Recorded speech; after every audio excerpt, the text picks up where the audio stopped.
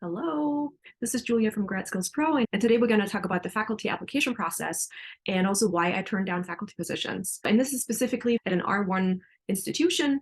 And so today we're going to talk about three things. First, we're going to talk about how to become competitive for a faculty job at an R1 research institution. Then we're going to talk about the faculty application process, how to make difficult decisions. And lastly, why did I turn down faculty positions? So how do you become competitive for a faculty job at an R1 research institution? So you really have to think about while you're doing your postdoc, and specifically, ideally, at the beginning of your postdoc, do you want to go the faculty route? And if yes, what do you need to focus on during your postdoc to be competitive during the faculty application process?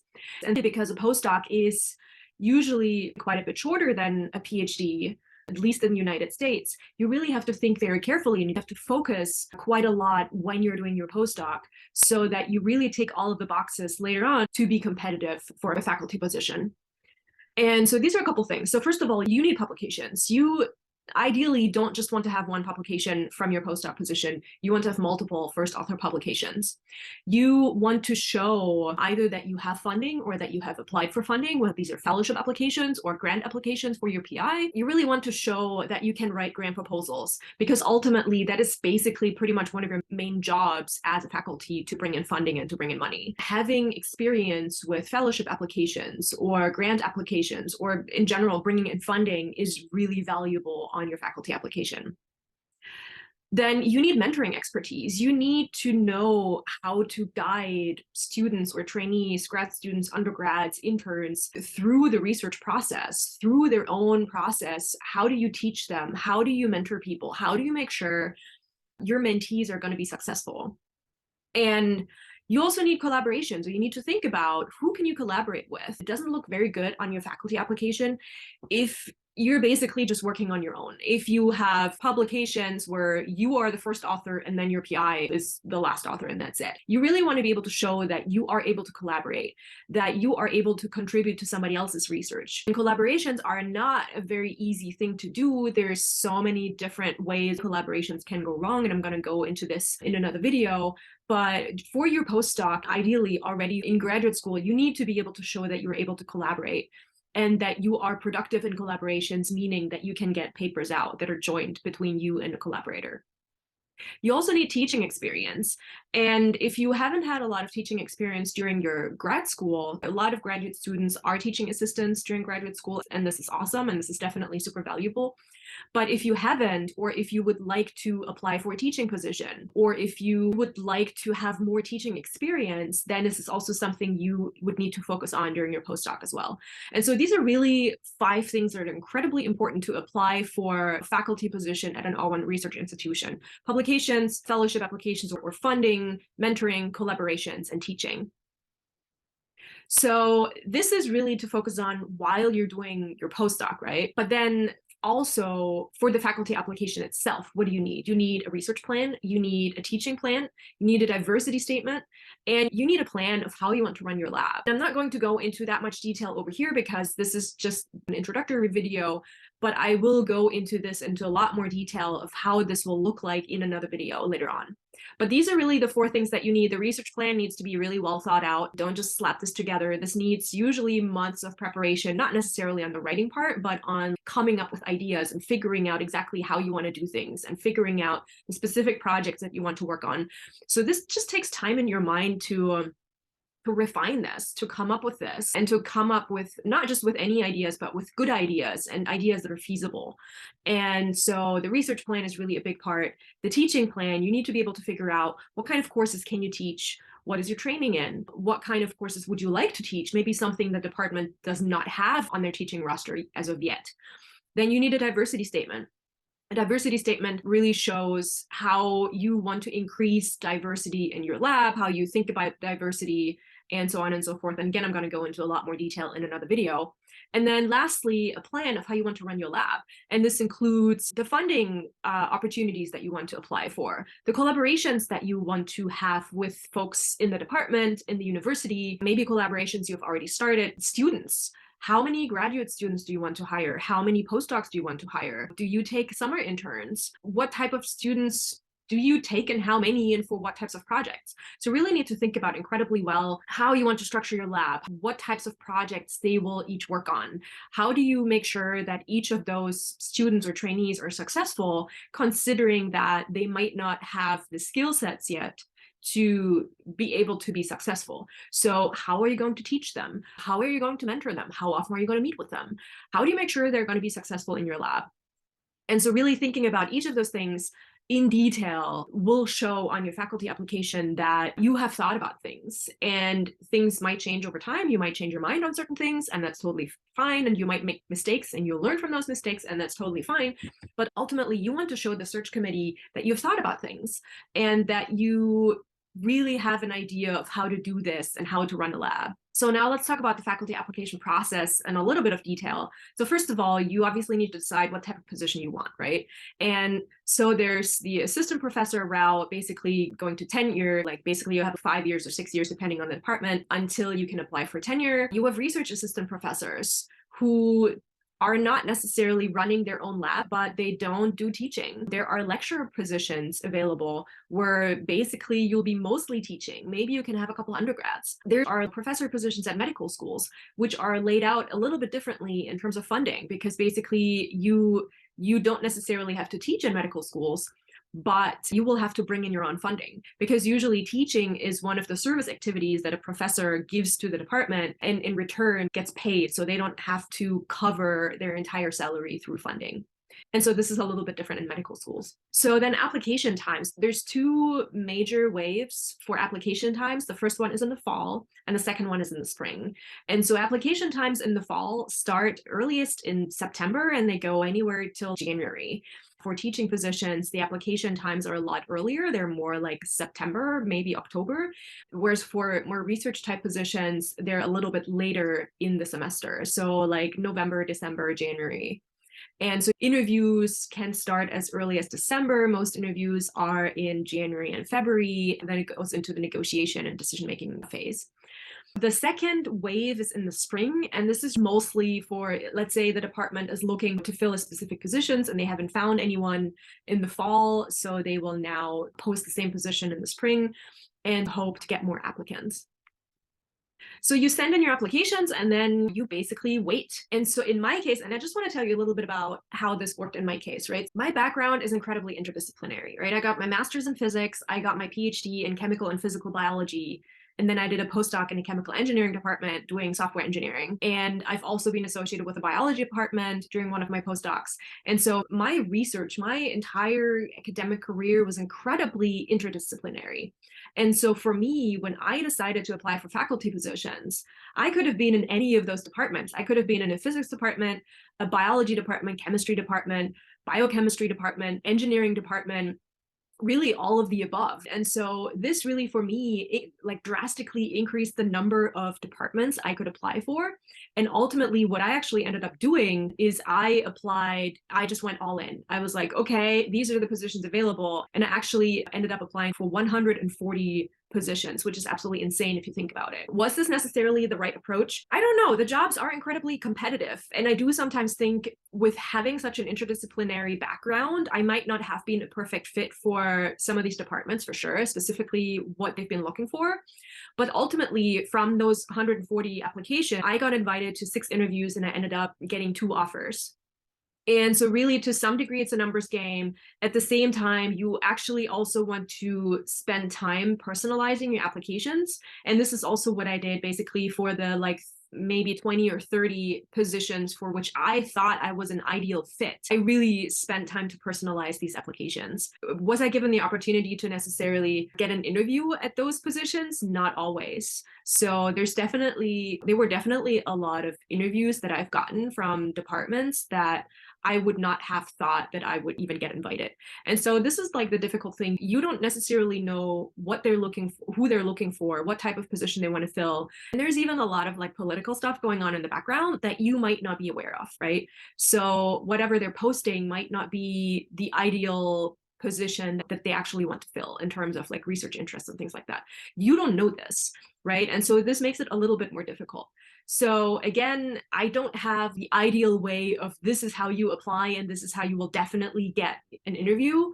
And even if you get interviews, you still might not get offers, right? The faculty position market is incredibly competitive. And this is what I want to show you here too, simply because the earlier you are aware of that, the easier it is for you to prepare well for it and actually be competitive.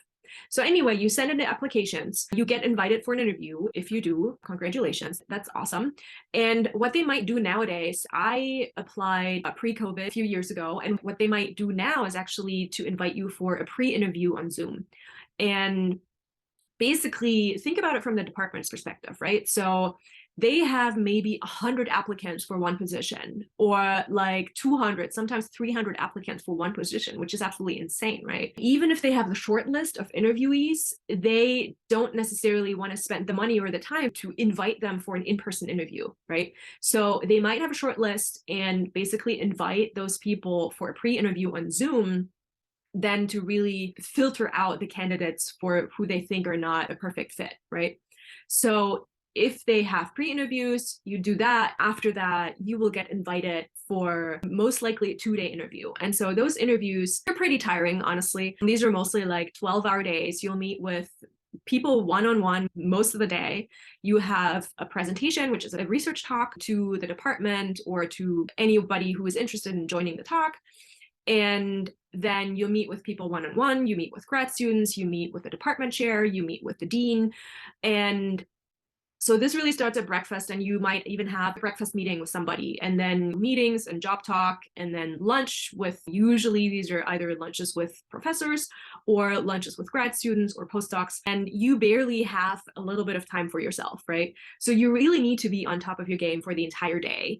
And so this is just the first day, right? So the second day looks pretty much the same. Sometimes it's half a day. It really depends. But this also includes something called a chalk talk. And a chalk talk is really more about, you're supposed to stand in front of a whiteboard or a chalkboard and explain things. But what most departments are looking for in a chalk talk is really for you to know how you will run your lab, or how, let's say, a grant application looks like. What are your specific aims? What are your big projects? So it's not necessarily like a research talk in itself, but it really opens you up to questions about really anything. Where are you going to get your funding from? How many students do you want to have? How many grad students? How many postdocs? What types of classes do you want to teach? All of these things. So basically, they can ask you about anything you've put into your application materials. Who do you want to collaborate with? What types of projects do you need collaborations for? Or who do you want to collaborate with on what types of projects, right? So you really need to have answers for these things. And this is what a chalk talk is usually about.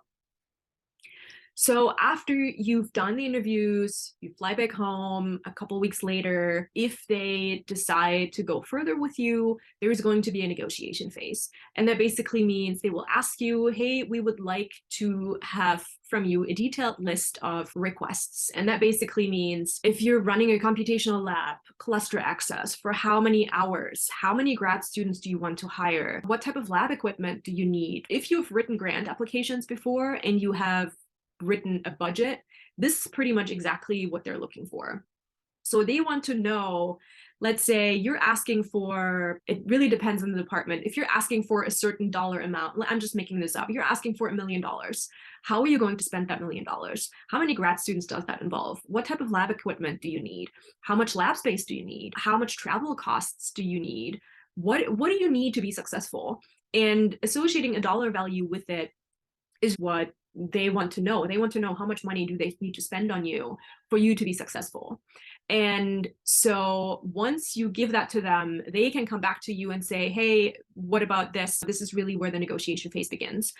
And this could also include another second on-site, I don't necessarily want to say interview. To some degree, it is an interview, but at the same time, it is also more, okay, if you are getting housing from the university, like really like you thinking about how can you see yourself at that university? And this second visit usually goes into a lot more detail about these types of questions. And then you might also want to ask, okay, how much time can they give you to make a decision? And usually I would say, don't spend too much time making a decision. And I'm going to go into the third point in this video over here, how to make these decisions. But also think about this from the department point of view. You are their first choice, and you don't want to leave them hanging, because if you end up saying no, and it's already March. They might not be able to offer this position to their second choice because the second choice might already have taken another offer as well. And they cannot just make 3 offers to people and hope that one of them takes it, right? So from a department's perspective, they spend a lot of time and money going through those interviews and through that entire faculty application process with you, not just with you, but with the 100 other people or 200 other people on the list. And so they're really looking forward to fill that position, right? Be nice, see it from their perspective as well, and be open to what you need and what you need to be successful. And so it really needs to be a two-way conversation, and it should be a two-way conversation because ideally you might need to move there and you need certain things to be successful. And a good department will see that and they will say, okay, we will fulfill these requests, therefore allowing you to be successful. So before we get into the next tip, subscribe to this channel if you want to know more when I'll talk about the faculty application process in a lot more detail, or if you want to get notified when the next video comes out. So now let's say you have offers, you might have multiple offers, hopefully. How do you make these decisions? Because most likely they're going to be in different cities, there's going to be different departments, the universities are going to be completely different. The dollar amount that they're giving you might be very different, right? I had an offer from a physics department and an offer from a chemistry department, and their startup funding was vastly different. But again, those departments were incredibly different. The cities were very different. The living costs in those cities were very different. Basically, everything was different. So then how do you make those decisions? How do you decide what is best for you to figure out, like, where can you see yourself? What's the best way for you to move forward? And this is something that I didn't know either. But how do you compare apples to oranges? You can't. And ultimately, what I found and what worked incredibly well for me was something called a decision matrix. And what is a decision matrix? And I'm going to show this over here. Basically, in a decision matrix, you make a table. And then the first column, you write down your decision criteria. What are those criteria? Those criteria could be, how much do you like the department? What are the startup funds? How do you like the city? What about the living costs? How much of a commute would you need to do? Would you be able to live like pretty much right next to the university, or would it require you a 45-minute commute? Like all of these things, how closely do other departments work with your department? If you are in biochemistry, how closely do the biochemistry and the biology department work with each other? Anything really, right? If you need computational resources, can you buy into a cluster, or would you need to build your own cluster? Any type of criteria that you need to make your decision, you should write this down in that first column. In the second column, you're going to associate a weight with that. Let's say if your living costs are incredibly high and you can barely afford to live in the city, then that's probably going to have a pretty high weight, right? The weight that you associate with a specific criterion really is about how important it is for you. If you really like the department, maybe this has a really high weight. Or on the other hand, if the living costs in the city are absolutely insane, then, you know, the quality of the department might get a little bit of a lower weight. I don't know. This is really up to you. You need to make up those weights to figure out what is most important to you and how you would actually rank those criteria. Then in the third till the nth column is really the different positions or offers that you have on the table. And then in each of those cells, you're going to add points from, let's say, 1 to 10. So the more you like something, it gets a 10. The less you like something, it gets a lower point value. And what you then do is you actually weight each of those cells with the weight for a specific criteria. So you basically create a weighted sum, which will give you a total score per position. And based on that total score, that's your number that decides how much do you like that particular position versus the other position or other 2 or 3 positions that you have. And so for me, when I actually did this, because I had the offer from the physics department, I had the offer from the chemistry department, and I had just started a job as a second postdoc, which would turn into a research scientist position at a nonprofit, which was the job that I was currently in, even though I had just started this less than a year earlier. And for me, personally, it was pretty interesting to see the scores that I ended up with actually reflected incredibly well my own gut feeling, right? But you can't measure a gut feeling. And as a scientist, like, you can't just say, oh, I make a decision based on my gut. You want something to support your feeling. And this is exactly what the decision matrix does. And so then, because my gut feeling really supported the score itself, this is why I trusted in it so much, because, okay, this all made sense, right? And then I made the decision based on that.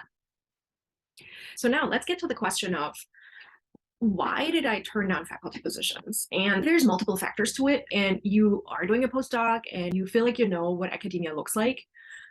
And To some degree, you definitely do, but I've also realized going through the interview process and first of all, applying for that many positions, going through 6 interviews, talking to many people, seeing how different departments are run very differently. Let's say in a physics department, I wanted to run a lab with, let's say, 10 people. I've been doing computational method development, but I've also been doing experiments during graduate school. So I wanted to run a lab split between computing, experiments, and for computing, that would be in-depth software development, but also apply the software too. So I really wanted a few students in each of those areas. And to get a critical mass of expertise, let's say you need 3 people for one area, that would come up to, let's say, 10 people. Physics departments, for instance, are run very differently. They're much smaller. They have much less funding because they usually apply for NSF or DOE funding. Most of the time, it's very difficult for physics departments to apply for NIH funding simply because the types of research that they do.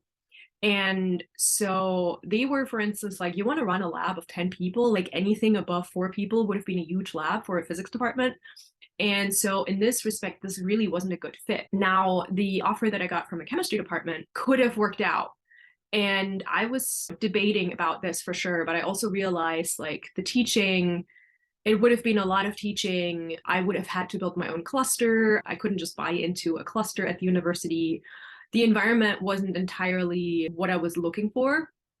And in terms of the interactions between the different departments, in terms of me doing interdisciplinary research, and they were, for instance, they were like, yeah, we don't have this environment, but you can set it up. And for me, I wanted to hit the ground running and not spend several years setting up the environment for me to be successful. And then last but not least, like thinking about all of these things and really looking behind the scenes during those interviews made me realize that the job of a professor, I knew it was stressful, but would require a lot more politics and a lot more time in specific areas, such as teaching, for instance, that I did not feel super strongly about.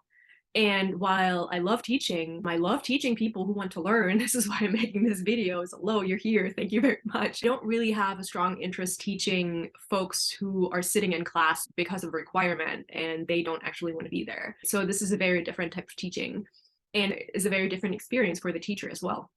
And then lastly, I had just pretty much started this job at a nonprofit institution. And I realized on a day-to-day basis, I was working on my own projects, I was publishing, I was collaborating, I was doing research, I was basically doing my own thing and absolutely loved it. And on a daily basis, what I would do every single day would be very different being a professor versus what I was doing and what I loved so much. And so I realized I loved what I did. This is what I want my day to look like. I don't want my day to be gone by teaching and sitting in meetings all day and things like that. And ultimately, this made me decide to stay at the job that I had and actually turn down both faculty positions. Did I burn bridges doing that? Possibly. Most likely. Let's put it that way. The department heads were not super excited about me turning them down.